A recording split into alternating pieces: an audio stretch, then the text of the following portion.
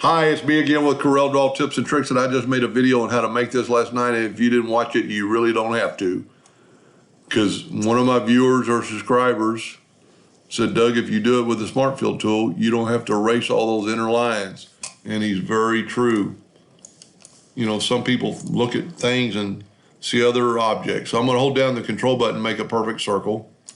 I'm going to hit P, put it in the center of the page. I'm going to open up the contour docker. And I'm going to contour to the inside one time, 1/4 of an inch. I'm going to go ahead and select it all and go up to Object and break it apart, or Control K.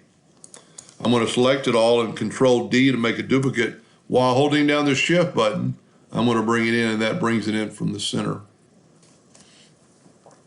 I'm going to Control D and make a duplicate of that guy.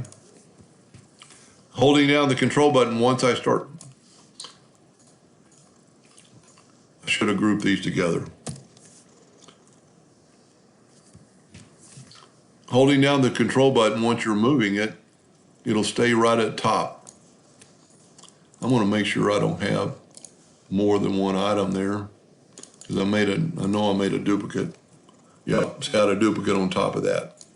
I still have a duplicate line somewhere, but for the video, it doesn't really matter. We're going to Control D and make a duplicate of this guy. Double click, left click, and hit to the center rotation. A lot of times it doesn't look like it is, but it is, so we'll need to rotate it 60 degrees. Control D, 120 degrees. Corel just does that sometimes, and sometimes it doesn't. But once you hit Control D, it'll keep doing that. We're almost there, folks. We'll take a 6-sided polygon and press P.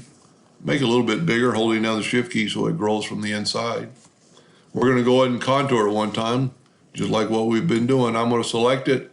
I'm going to go to Object and break contour apart, or Control K. I'm going to select it again, and I'm going to rotate this 30 degrees because I want the flat side on the flat side of the circle.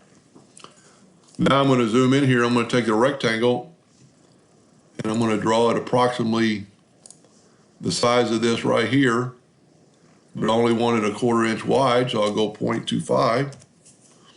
We don't have to touch the edges. We're in the, let's make sure we're in the center of the page, and then we'll start moving it up and put it in the center of the page.